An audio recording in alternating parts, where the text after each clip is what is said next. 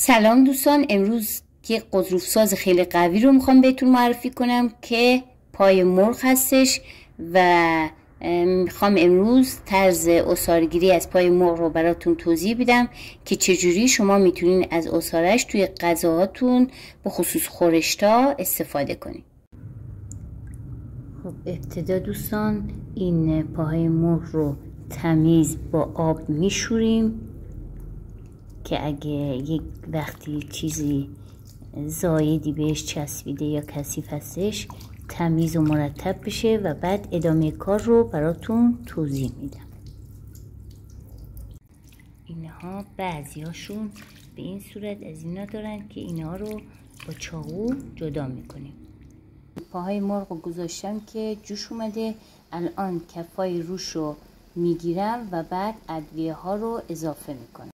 وقتی که من 2-3 بار کف روی اینا رو گرفتم و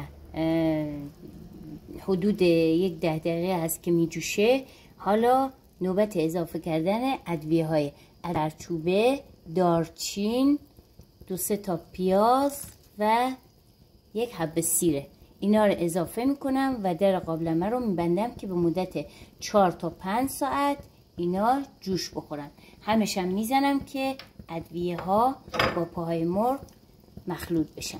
الان پای مرغ ما پخته شده، آماده است، میریم برای بقیه کاراش. الان من عصاره ها رو داخل یک ظرف ریختم. وقتی سرد بشه اونا رو به تکه‌های کوچکتر تقسیم میکنم، داخل فریزر نگهداری میکنم، داخل ظرف دربسته یا پلاستیک فریزر. و وقتی که هر غذایی که داشتم، چه غذای خورشتی مثل قیمه، قرمه سبزی، حتی بادمجون، سوپ، اینها رو یک قسمت کوچک یعنی از اون تقسیم ها رو داخلش میندازم. لازم به ذکره که این پای مرغ یک غضروف ساز بسیار بسیار قوی هستش که کسایی که کمردرد، پادرد، زانودرد، گردندرد و یا کلا دردای استخوانی دارن، اگر به مدت طولانی از این استفاده کنن مطمئناً باعث میشه که درداشون خیلی کمتر و یا حتی برطرف بشه. پس این غذا رو جدی بگیرید و ازش تو خورشتاتون حتما استفاده کنید.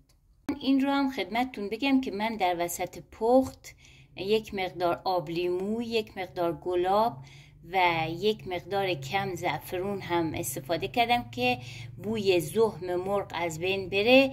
و در قسمت ادویه ها هم 2 عدد برگ بو من اضافه کرده بودم که در ویدیو مشخص بود اما نامی ازش برده نشد. عزیزان، من اینا رو 1 ساعت داخل فریزر گذاشتم و تقسیمش کردم. ببینید اینم تکه هاشه که اینا رو من بعد داخل ظرف دربسته داخل فریزر نگهداری میکنم و هر زمان که خورش یا سوپ خواستم درست کنم یکی از این تکه ها رو داخلشون میندازم. خیلی هم مقویه. الان آماده شد که بذارمش داخل فریزر.